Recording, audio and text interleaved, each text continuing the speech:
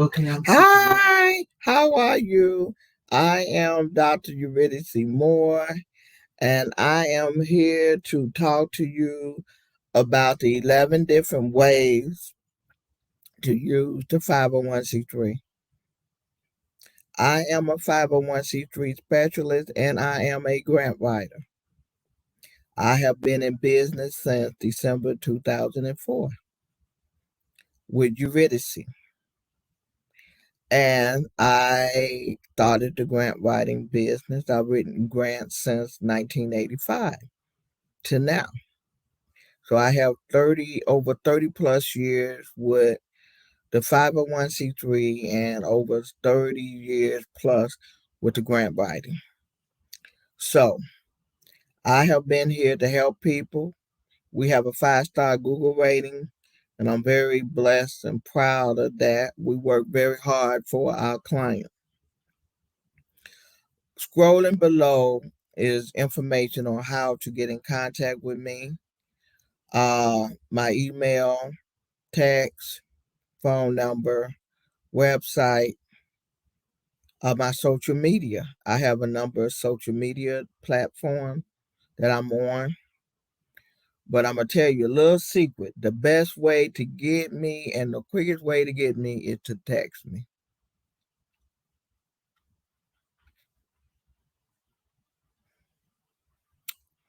So, that being said, we're going to go into today's program. Um, this is part 9, I believe. This is part of a series, the 11 different ways to use the 501c3, part 9. We're going to talk about events, office space, and developers. Now, some people, they only think the 501c3 is just to get grants.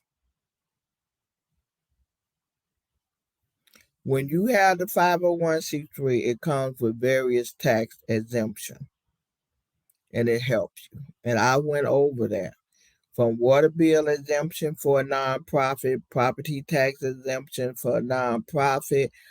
The 501c3 can help you get equipment, furniture, supplies, cars donated to you, building donated to you.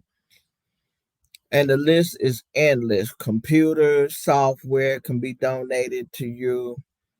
Your nonprofit, the nonprofit do not have to pay the federal or state tax, is eligible for federal and state tax exemption. Check with your state. Could law change from time to time? Also, so today we're going to talk about event, office space, and developers. Okay, with the 501c3, this is going to be a short video. With the 501c3, there are times you have to do fundraiser and you need space for the event.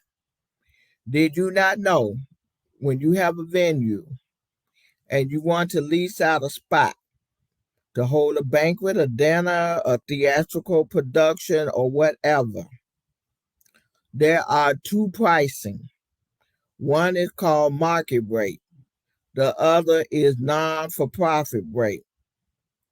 You have that 501c3 and you have that sales tax exemption, then you will not have to pay full price to rent a space, or if they want to, they can let you have the space for free and still get a write-off.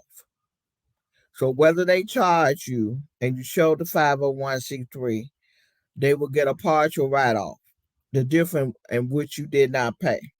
Or they can go ahead on and give you the space and get a total write-off with the 501c3. It's up to them. But now the trend is to charge you a little something. Let me give you an example.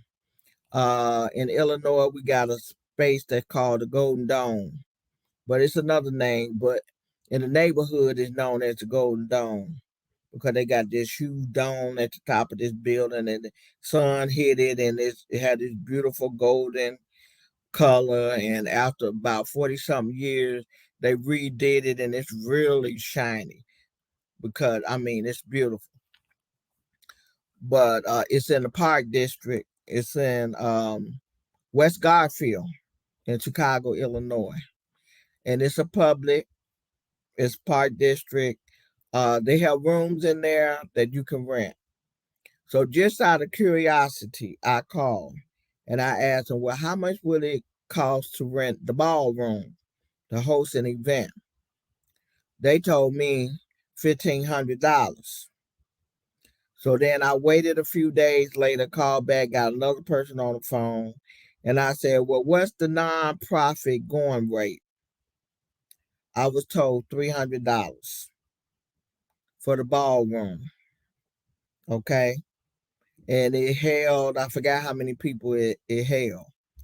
Do you see the difference? So when you have that 501c3, it makes a difference for the nonprofit as well as the community. People get right off. So you can use your 501c3 to get the nonprofit rate when you want to rent space for an event, a venue.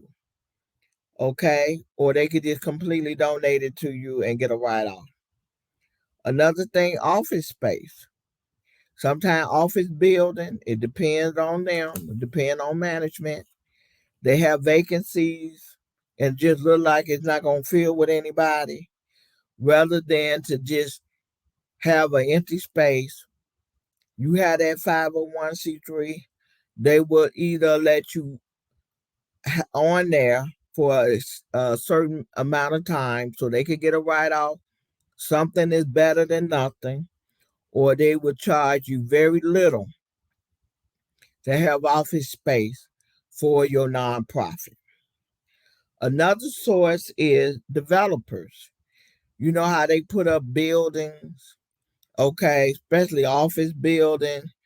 Those developers get a little nervous because at nighttime we know people like to show up and show out. They hit the copper, the piping, they strip. They rather have somebody in the building, in and out. I know a situation where a developer a few years ago had a building and he wanted traffic. They were still developing. They were still, putting things together. And he filled it, the part that they weren't working on with churches and a non-for-profit school. And all they had to do was show their 501c3. Everybody was in agreement that they would be out in a year. They would have the option of staying where they are and renting. I even met a social worker who had a non-for-profit organization, and they let her have office space. But everybody had to sign off with the developer that they understood that this was a temporary situation because they wanted the traffic. They wanted people in and out the building all times during the day and at night. They were concerned about security.